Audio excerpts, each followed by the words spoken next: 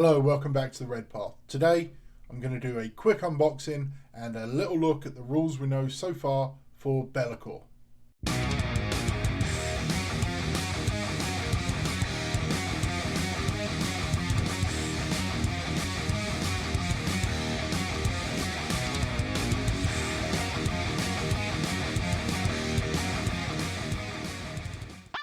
So I was lucky enough to manage to get hold of a lakor. I was away at the weekend and popped into a local hobby store down in Louisville, Kentucky, and they actually had one on the shelf. So I couldn't resist the opportunity to pick one up, and I figured why the hell not do a little unboxing. I know a lot of people have been really wanting to get their hands on one of these, and with the shortage in supply, having some problems. But I guess the best I can do at the moment is show you what's inside. I'm sure there's plenty of other channels out there doing stuff like this, but why not? Let's give it a shot. So I'll start off here. Hopefully once I get the cellophane off here, we'll lose the reflection on the box. Well, apparently not, because of the white box. Okay, so obviously, you know, standard box here, nothing too special. Amazing artwork, or, you know, paint job on the lakor himself. But this is what we want, the guts inside.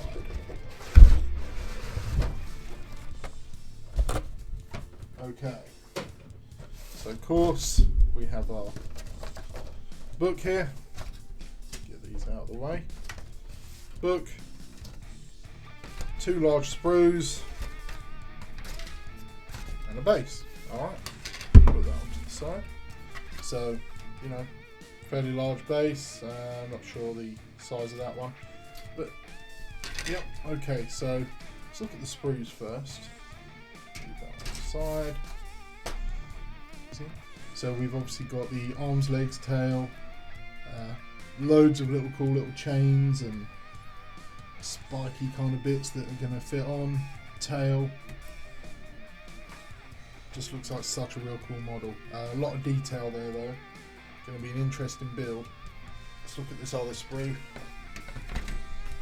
These wings are phenomenal, and of course we've got the scenic base here, the stair steps. We've got a dead Primaris Lieutenant, and I believe, isn't there supposed to be a Sigma body? Looks like potentially here something, I'm not sure. But yeah, like it's a really good looking sprue. I enjoy when the larger models do come with like larger pieces. A lot of fiddly bits is frustrating, and of course there is going to be quite a lot of small bits here, but for the most part looks like a pretty simple build, I'll be honest. I really, you know, it's a well designed sprue and everything, can't comment too much, I mean. But yeah, so let's take a look in the book at the assembly guide briefly. See what it shows us. Of course, yeah, we've got a 40k, 40k and Sigma versions there, so I have some leftover bits one way or the other. Yeah, I mean, you know, it's your standard assembly guide, nothing particularly amazing here. I suppose technically with some green stuff, you could just use lakor as either a demon prince or one of the Forge World demon characters, like Samus and Uraka, whoever the war fiend is,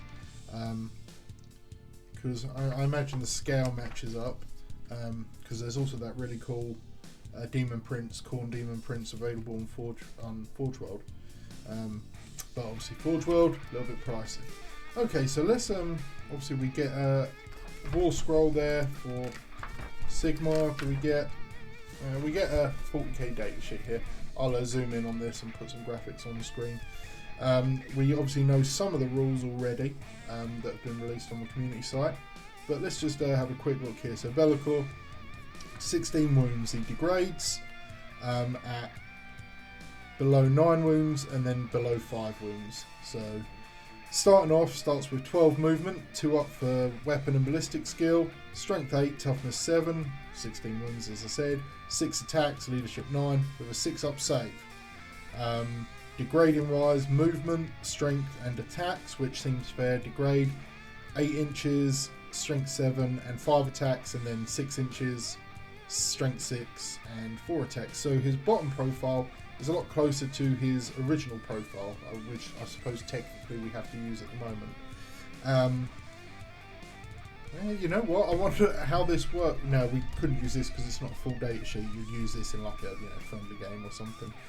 But the rules that we do know that have been revealed on community sites. So obviously, for his Blade of Shadows, his weapon is at least his main weapon. Not sure if he'll have like an additional tail strike or claw strike or something like that. So strength, it has 2 profiles: sweep and strike and pierce and strike. The sweep and strike, as you'd imagine, you get double the attack. So at full profile, without knowing any other real special abilities, 6 attacks will become 12 attacks at strength 8, minus 3 AP and 1 damage. So this is very, very powerful against chaff units. I mean, you would probably use it against Marines and stuff like that as well. You'd get less payoff unless there's other things you can do to increase his damage output. But pretty darn good. That's some serious attacks. 12 attacks isn't bad, and then depending on what other kind of buffs you can stack on top, going to be a good all-round sweep and strike there.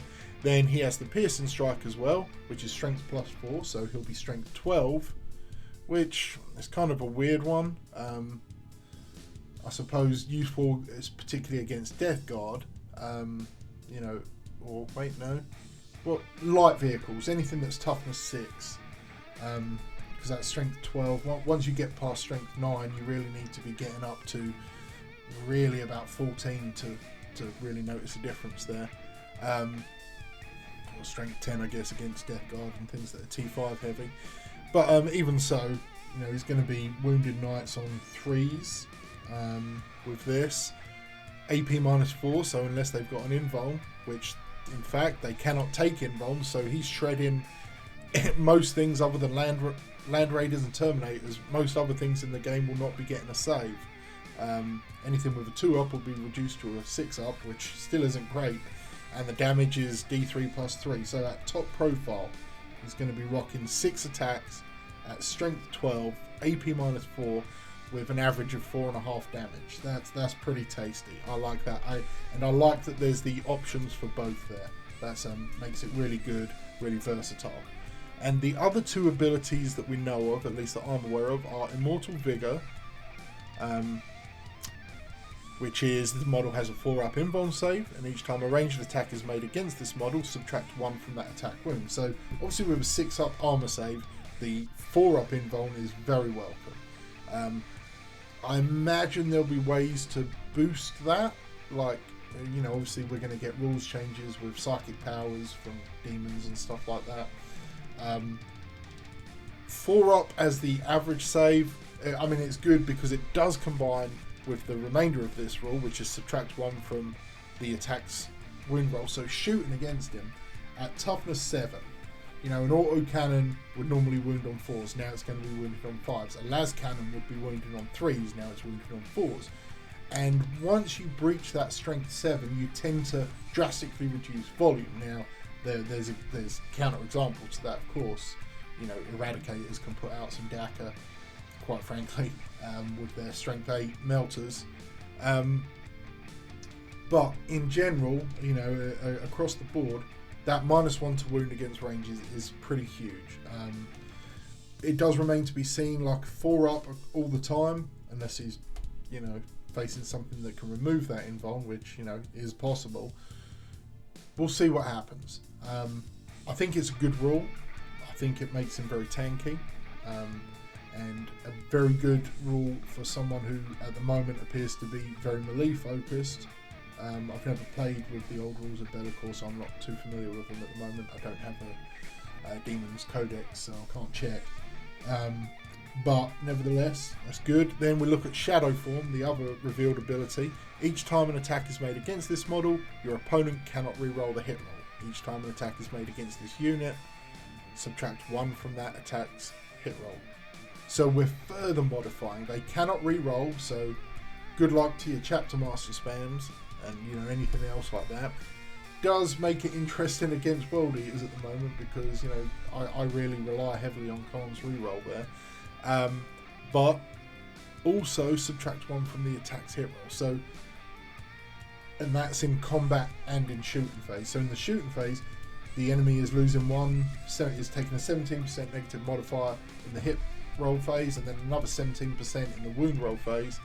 So that's down stacking those shots. Daka becomes a lot less effective. Heavy firepower becomes a lot less effective. This is a really nice combo of defensive powers here, and also because they can't be re-rolled, pretty interesting. So I'm wondering if you stack a -1 on top of this, because each time an attack is made against this, I don't think you'd be able to stack another -1, obviously, because the rules are you can't have more than -1 or +1 to your hit modifier. But sometimes the way rules are worded, they kind of sidestep that. So, like for instance, the way the I think it's the Judiciar changes the fight phase. It's not that you fight last; it's you fight at the end of the phase. So even with interrupting, it doesn't sidestep that rule. I just wondered if there was a bit of play there, but it doesn't look like it. But better minds than mine will be able to clarify, I'm sure. So yeah, ultimately I'm super happy that I managed to get hold of this model. I really hope there's some good synergy between Demons and Chaos Space Marines, because I would love to be able to field Be'lakor in on the tabletop competitively, or even friendly, without taking too much of a penalty.